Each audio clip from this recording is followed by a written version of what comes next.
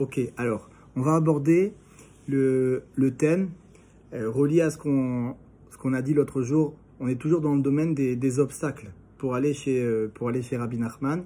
On a parlé la dernière fois que il fallait, quand on se trouvait devant l'obstacle il était comparé à Rabbi Nachman, il prenait un pasouk de la Torah. Dans ce pasouk, il y a marqué que le peuple, quand il a vu le Hanan, quand il a vu le brouillard, il s'est tenu éloigné, et c'est une réaction normale de se tenir éloigné quand on voit un obstacle. Mais Rabbi Nachman, il dit que dans ce pasouk, il y a marqué que Moshe, il est rentré dans le brouillard, et que quand il est rentré dans le brouillard, le pasouk il marque Kisham Elokim, c'est-à-dire que quand on rentre dans le brouillard, qui est comparé là à l'obstacle, Rabbi Nachman le compara à l'obstacle, effectivement, et eux ils pouvaient pas s'approcher à quelque chose qui les empêchait, donc ils étaient face à un obstacle.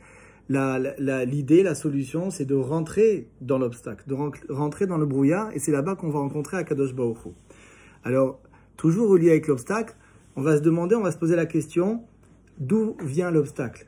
Pour faire quelque chose, quand quelqu'un, il a le projet, et l'objectif de faire quelque chose dans la Kedusha, n'importe quel projet, n'importe quel objectif dans la Kedusha, qui est un projet d'évolution, un projet de progression dans la Kedusha, alors il voit qu'il rencontre des obstacles, que Mina Shamaim, eh ben, on ne le laisse pas faire ce qu'il voudrait faire. Et pourtant, il veut avancer, il veut progresser, mais il n'y arrive pas parce que se dressent devant lui des obstacles.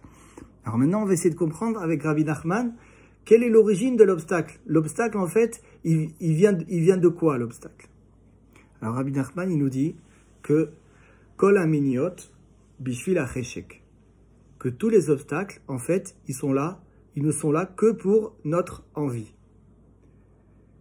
Alors, on va expliquer ça. Ça veut dire que, en fait, un Kadosh Baruch Hu, quand il voit dans notre cœur qu'on désire obtenir quelque chose de beau, de grand dans la Kedusha, évidemment qu'Hachem, il veut nous donner cette chose-là.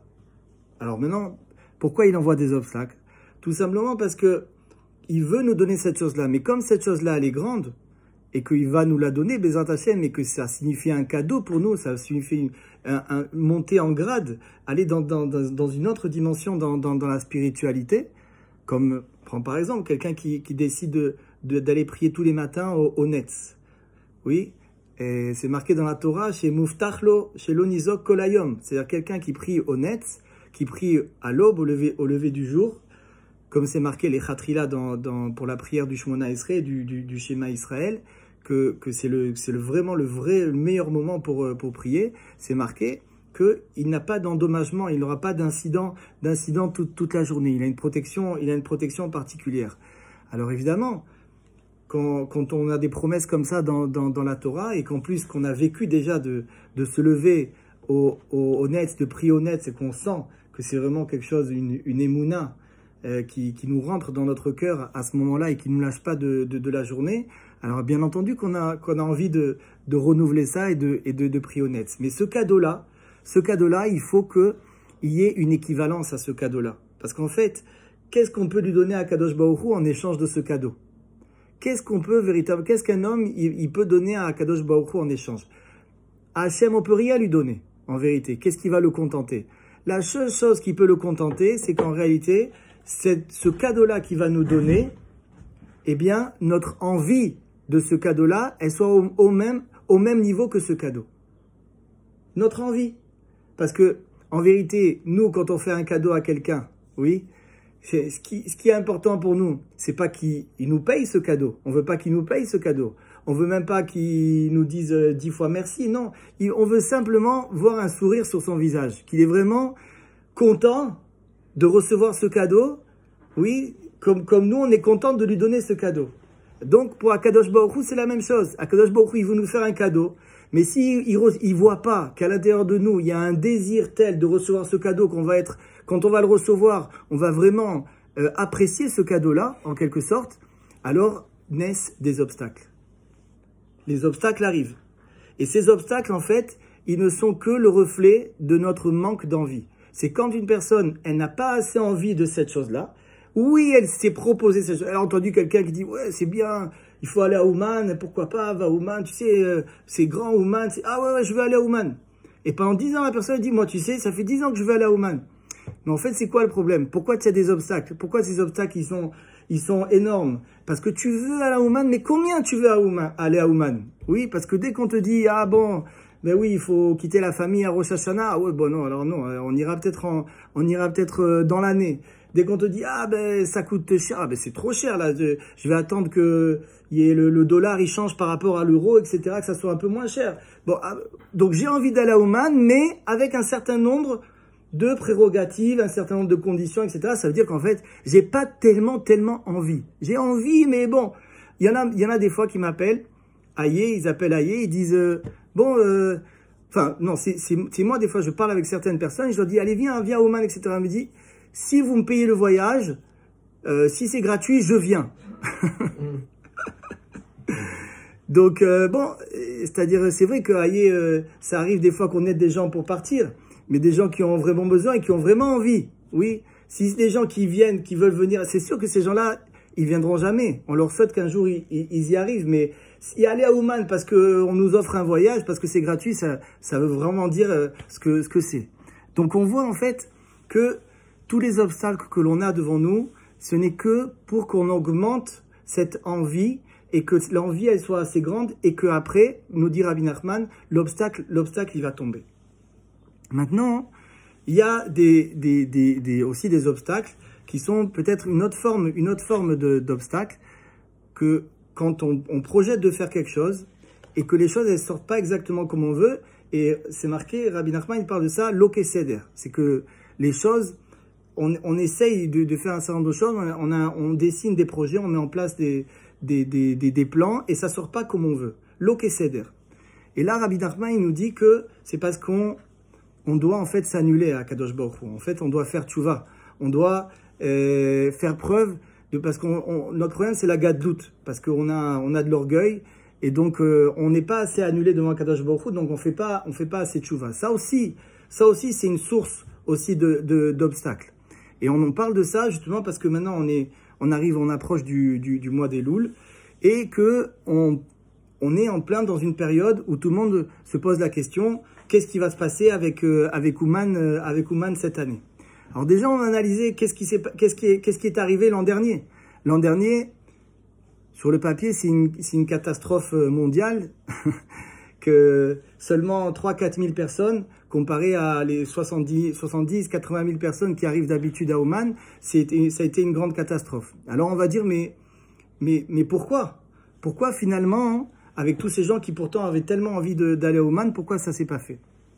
Alors, on va prendre la deuxième explication, on va dire que il se peut bien, en tout cas c'est ce que je ressens moi, que on doit tous, ceux qui ont déjà été à Ouman, on doit tous certainement faire teshuva. Certainement faire teshuva sur quoi? Bien sûr, sur comment est-ce que nous on est quand on est à Ouman. Parce qu'avec les années, avec le fait que ça fait quand même pas mal d'années que Ouman s'est ouvert, depuis 1989 que Ouman s'est ouvert, alors on va à Ouman et le kibbutz y grandit, il y a de plus en plus de monde. Et bon, c'est vrai qu'il y a des obstacles pour aller à Ouman, mais bon, plus ou moins maintenant, si on arrive à réunir l'argent, on emprunte un peu, on arrive à convaincre la famille, tout ça et tout, donc on y arrive. Même si c'est dur, on y arrive. Et quand même, avec les années, c'est peut-être installer une routine. Et que quand on est à Ouman, alors peut-être on est là, on est chez le tzaddik et on se relâche un petit peu. Chacun à son niveau. Chacun par rapport à ce qu'il peut faire. C'est-à-dire que c'est vrai qu'à Ouman, quand on est là, il y a de la lumière. Donc il y a cette lumière-là, on se sent bien, on a un grand enthousiasme comme ça. Et quand on se sent bien, il se peut qu'il y ait une journée entière qui passe où on a rencontré des amis, on a parlé, on a mangé un bon sandwich, et puis après une glace, et puis après on a été faire une petite balade, etc. Et puis finalement, la Avodat Hashem, le service divin que l'on fait dans cette journée-là à Ouman, il a été un petit peu réduit. En tout cas, il a été réduit par rapport à toute cette force qu'on reçoit aussi quand on est ici à Ouman. Et donc sur ça, je pense qu'on doit faire teshuva. Sur toutes ces années-là où on est venu à Ouman, où peut-être on n'a pas optimisé le temps. Ok? Et il y a une chose dont je voudrais parler ici, et c'est un message que je lance à tout le monde. Il y a aussi un phénomène ici, à Ouman, que on vient ici des fois et on vient vraiment, comme on dit, on vient pour le tzaddik, on vient pour Hachem, on vient pour faire tchouva, mais on vient aussi pour kiffer. On vient aussi pour kiffer, on vient aussi pour passer un bon moment, pour se déconnecter. Et puis, des fois, le problème, c'est que certains se déconnectent pas de la bonne façon.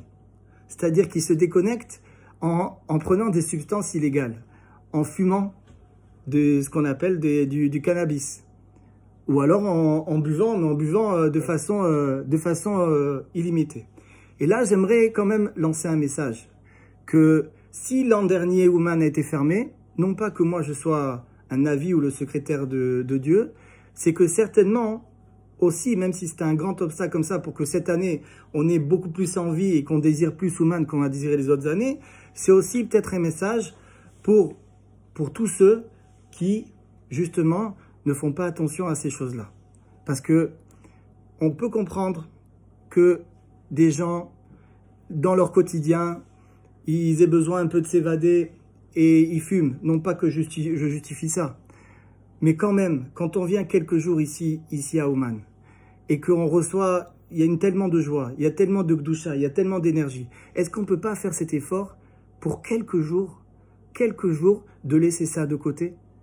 Je ne rentre pas dans la vie de chacun, ce que chacun choisit après. C'est sûr que Rabbeinu, il était contre ça. Il était contre cette chose-là. Il était contre la boisson en excès. Il était contre toutes ces choses-là. Rabbeinu, c'est sûr qu'il était contre. Pourquoi? Parce qu'en fait, ça nous détourne. Ça nous détourne du véritable but qui est la Avodat Hashem.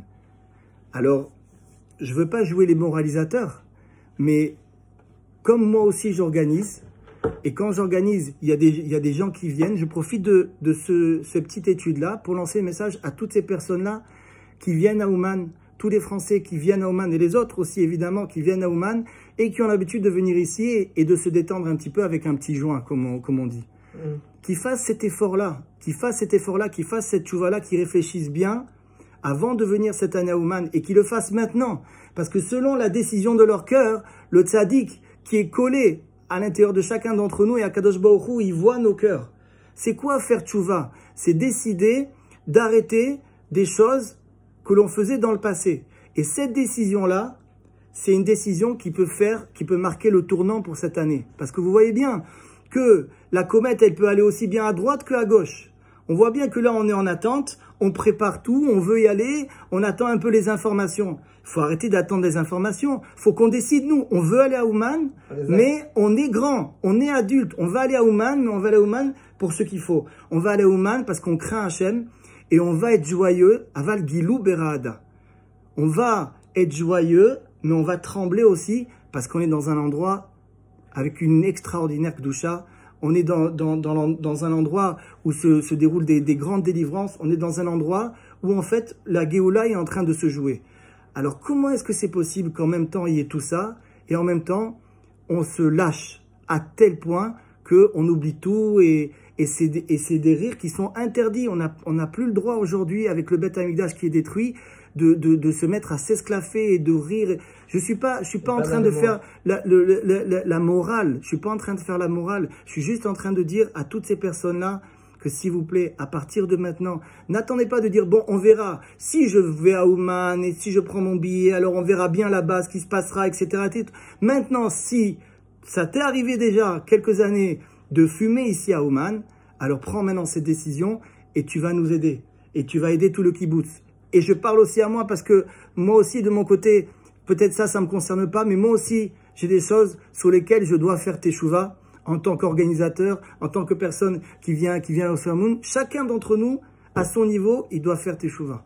Mais c'est vrai que non seulement se gâcher soi-même ces moments-là, et en même temps, chas v'shalom, que d'autres juifs ou des enfants, des choses comme ça, ils puissent voir qu'il y ait des personnes qui sont ici à Ouman et qui sont dans un état second comme ça, Pémet, c'est quelque chose de grave. Et on doit vraiment penser à cette chose-là pour que ça s'élimine, que ce soit quelque chose qui disparaisse de Ouman Rosh Hashanah. Donc, Bezrat Hashem, on espère que chacun d'entre nous, il va comprendre que les méniotes, les obstacles qu'il a devant lui, c'est que un appel d'Akadosh Baruch Hu pour oui venir, pour oui aller de l'avant, mais en désirant beaucoup plus. Et ce désir-là, il faut l'exprimer. Comment est-ce qu'il faut l'exprimer? Avec des mots. On doit aller prier, demander à Kadosh Baruch Hu. Si quelqu'un il désire quelque chose, alors il demande à Kadosh Baruch Hu qu'il exauce son désir. C'est-à-dire que ce grand désir de cette chose-là, qui est de venir à Ouman chez le tzaddik, concrètement, ça doit se transformer par des prières, ça doit se transformer par une tchouva, ça doit se transformer par une amélioration des mitzvot que l'on fait dans cette période-là. Et Dafka, c'est exactement ce qu'il faut maintenant dans cette période de Elul.